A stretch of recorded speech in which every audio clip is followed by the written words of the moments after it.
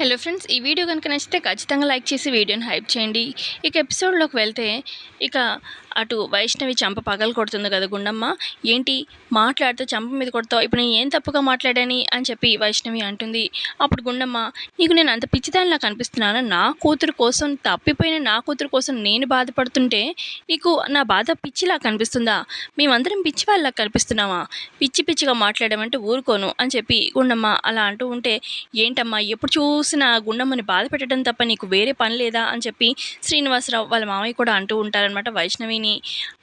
అప్పుడు వైష్ణవి అంటుంది, అంతేలేండి, మీకు ఎప్పుడు చూసినా పెద్ద కోళ్ళు అంటేనే ఇష్టం, నేను ఎప్పుడు చులకనే మీకు చా అని చెప్పి అక్కడి నుంచి వైష్ణవి కోపంగా వెళ్ళిపోతుంది. అసలు ఈ వైష్ణవి ఎప్పుడు అర్థం చేసుకుంటుందో ఏమో అని చెప్పి అంటూ ఉంటారు, బాధపడుతూ ఉంటారు అక్కడున్న ఆదిత్య. ఆ తర్వాత ఇక గుండమ్మ తన చేతిలో ఉన్న ఆ కొబ్బరి చిప్పలో పువ్వు వస్తుంది కదా, ఏమండి పువ్వు వచ్చిందండి, నాకు చాలా సంతోషంగా ఉంది అని చెప్పి అలా చెప్తూ ఉంటుంది గుండమ్మ వాళ్ళ హస్బెండ్కి. ఇక మరోపక్క ఇటు కాంపిటీషన్ కోసం మిస్సెస్ హైదరాబాద్ కాంపిటీషన్ జరగబోతూ ఉంటుందన్నమాట. ఇక కాంపిటీషన్ దగ్గర ఒక యాంకర్ వచ్చిన వాళ్ళందరినీ ఇంటర్వ్యూ చేస్తూ ఉంటుందన్నమాట.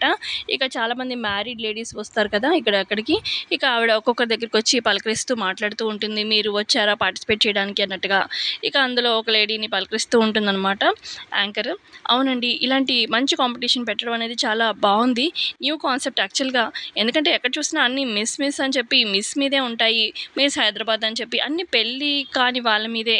పెళ్ళైన వాళ్ళకి కూడా ఇలాంటి మంచి గోల్డెన్ ఛాన్స్ అనేది చెప్పాలి. ఇలా న్యూ కాన్సెప్ట్ బాగా నచ్చింది, ఇలాంటి ప్రోగ్రామ్స్ ఇంకా ఇంకా రావాలి ఫ్యూచర్లో అని మేము కోరుకుంటున్నాము, నేను పార్టిసిపేట్ చేస్తున్నాను అని చెప్పి అలా ప్రతి ఒక్కరు వాళ్ళ వాళ్ళ ఒపీనియన్స్ అవి చెప్తూ ఉంటారనమాట యాంకర్కి.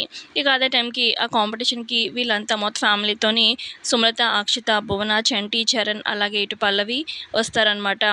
ఇక వాళ్ళు వస్తూ ఉంటే ఇక పల్లవి కూడా ఉంటుంది కదా అక్కడే. ఇటు అక్షితని ఇంటర్వ్యూ చేస్తుందనమాట అక్కడ ఉన్న యాంకర్. హాయ్ మేడం, మీరు పార్టిసిపేట్ చేయడానికి వచ్చారు, మీరు చాలా గ్లామరస్గా ఉన్నారు, చాలా బాగున్నారు, అసలు ఇక్కడ ఉన్న వాళ్ళందరికన్నా మీరే అందంగా ఉన్నారు, ఇంత గ్లామర్గా ఉన్నారు కాబట్టి ఖచ్చితంగా మీరే ఈ మిసెస్ హైదరాబాద్ టైటిల్ మీరే కొట్టేస్తారనిపిస్తుంది అని చెప్పి ఆవిడ మెచ్చుకుంటూ ఉంటుందన్నమాట. ఆ యాంకర్ అక్షితని థ్యాంక్స్ అండి అని చెప్పి అక్షిత అంటుంది. ఆ తర్వాత ఇటు పల్లవి దగ్గరికి కూడా వస్తుందన్నమాట. హాయ్ మేడం, మీరు ఇక్కడ అనగానే నేను కూడా పార్టిసిపేట్ చేయడానికి వచ్చాను అని చెప్పి పల్లవి అనడంతో, ఏంటి మేడం మీరు కూడా పార్టిసిపేటా అని చెప్పి యాంకర్ షాకింగ్గా అలా ఉండిపోతుందన్నమాట. ఇక చుట్టూ ఉన్న జనాలు కూడా విని, ఏంటి ఈవిడ ఇంత లావుగా ఉంది, అసలు ఈవిడ పార్టిసిపేట్ చేయడం ఏంటి, ఈవిడంటే ఏదో పార్టిసిపేట్ చేయాలనుకుంది కానీ కనీసం పక్కనున్న వాళ్ళనే చెప్పాలి కదా, ఈవిడ లావు, అసలు ఏమన్నా గ్లామర్ కానీ ఆ పర్సనాలిటీ, అసలు పక్కన ఉన్న వాళ్ళైనా చెప్పాలి కదా, ఈమె తగదు ఈ కాంపిటీషన్ కానీ, అలా ఎలా ఈమెను ప్రోత్సహించారు అన్నట్టుగా పక్కన చుట్టూ ఉన్న జనాలు కూడా అంటూ ఉంటారనమాట. ఇటు ఈ సుమలత, ఈ చరణ్ వీళ్ళందరికీ ఆ మాటలు వినిపిస్తూనే ఉంటాయి. ఇక యాంకర్ కూడా షాక్ అయి ఉంటుంది కదా. ఇక పల్లవి అంటుంది, ఏంటండి నేను పార్టిసిపేట్ చేయకూడదా, ఈ మిసెస్ హైదరాబాద్ అంటే ఏంటి, మ్యారేజ్ అయిన వాళ్ళకే కదా అనగానే, అవునండి అని చెప్పి యాంకర్ అంటుంది. మరి నాకు మ్యారేజ్ అయింది, సరే నేను లావుగా ఉన్నాను కాదనట్లేదు, కానీ ఈ కాంపిటీషన్కి ఏమైనా రూల్స్ ఉన్నాయా అంటే లైక్ ఇంత మెజర్మెంట్స్, ఇన్ని కొలతలు, లైక్ ఇలాంటి టాలెంట్ ఉండాలి అని చెప్పి ఏమైనా రూల్స్ ఉన్నాయా చెప్పండి అని చెప్పి పల్లవి అడుగుతుంది. అబ్బాయి లేవండి, అలాంటి రూల్స్ ఏం లేవు అని చెప్పి యాంకర్ అంటుంది. మరి ఇంకేంటండి అనగానే, అంతేలేండి, ఆల్ ది బెస్ట్ అని చెప్పి యాంకర్ అక్కడి నుంచి వెళ్ళిపోతుంది. ఇక అప్పుడు చరణ్ అంటాడు, చూసావా మమ్మీ, అసలు ఈ బండది ఈ పల్లవి పార్టిసిపేట్ చేస్తుందని చుట్టుపక్కన ఇక్కడిక్కడ తెలిస్తేనే అందరూ అసలు ఇంత లావుగుంది, ఎలా పార్టిసిపేట్ చేస్తుంది, పక్కన ఉన్న వాళ్ళు చెప్పరా అని చెప్పి గుసగుసలాడుతూ ఉన్నారు, మాట్లాడుతున్నారు. అసలు ఈ పల్లవికి సిగ్గే లేదు, ఇంకా మన పరువు ఎంత తీయాలనుకుంటుందో స్టేజ్ ఎక్కి ఇంకా అందరూ నవ్వుతారు అని చెప్పి చరణ్ అంటూ ఉంటాడు. ఇక అక్షిత కూడా, విన్నావుగా అందరూ ఏమనుకుంటున్నారో, ఇంకా మా పరువు తీయాలనుకుంటున్నావా, ఇకనైనా ఇంటికి బయలుదేరు అని చెప్పి అక్షిత పల్లవితో అంటూ ఉంటే, ఎందుకు బయలుదేరాలి, నేను కాంపిటీషన్లో పార్టిసిపేట్ చేయాల్సిందే, చేస్తాను కూడా అని చెప్పి పల్లవి అంటూ ఉంటే, అప్పుడు సుమలత, అవును పల్లవి, నువ్వు పార్టిసిపేట్ చేయాల్సిందే, పేరు ఇచ్చావు, ఇక్కడి దాకా వచ్చావు, పార్టిసిపేట్ చేయకుండా ఇంటికి వెళ్ళేదేంటి, ఎవరో ఏదో అనుకుంటారని, గెలుస్తావో గెలవో అది తర్వాత విషయం, ముందు ఇటు పార్టిసిపేట్ చెయ్యి అని చెప్పి సుమలత అనడంతో ఇక ఇటు అక్షిత, భువన, ఇటు చరణ్ షాక్ అవుతారనమాట.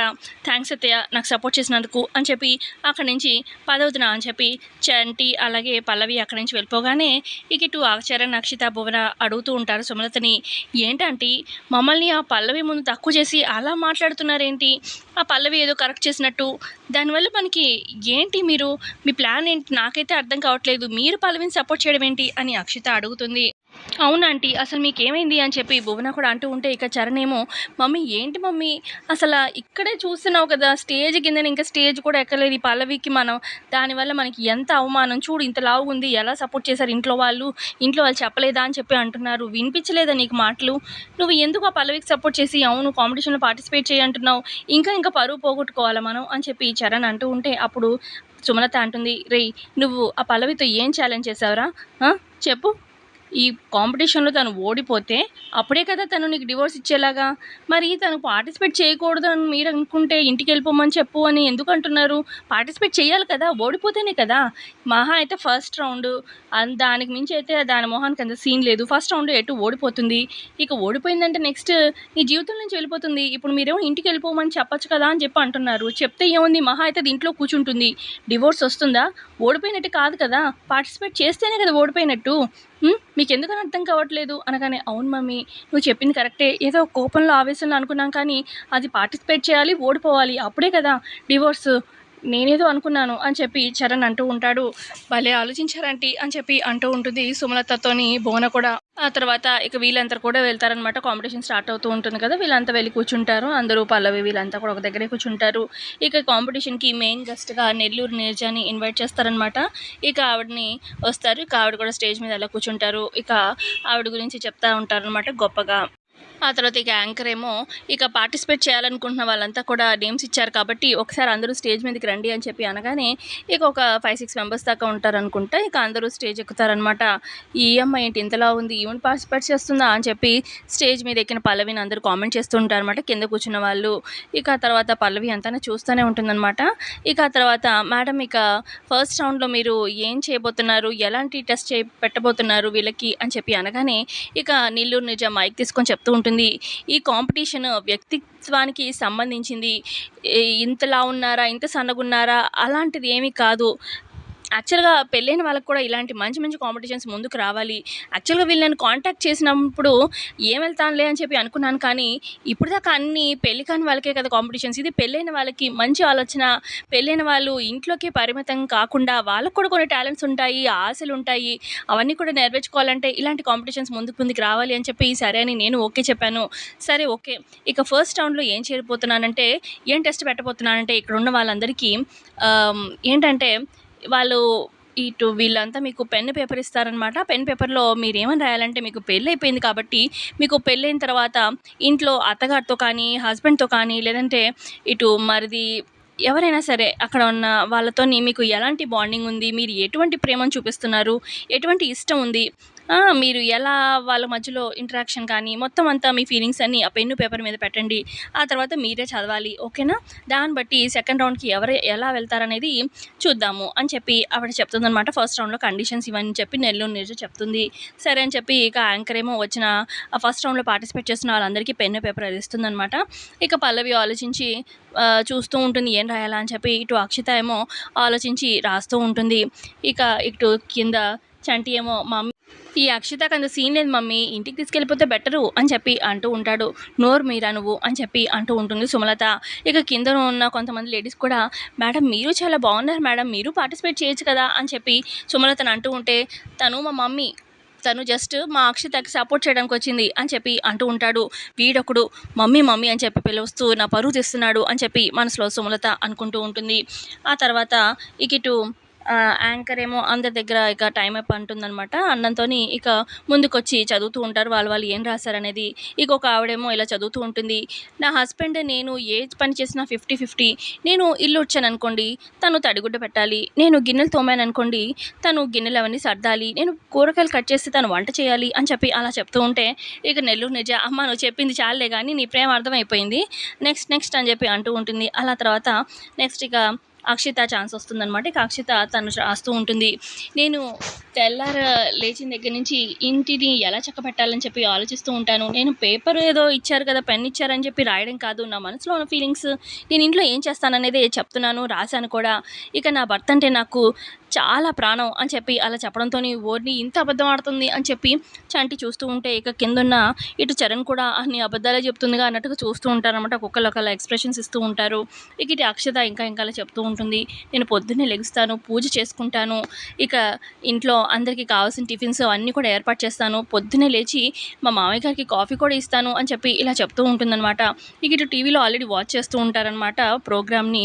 ఇంట్లో బామ్మ అలాగే ప్రసాదరావు. ఇక ప్రసాదరావుకి పొరపోతుందనమాట.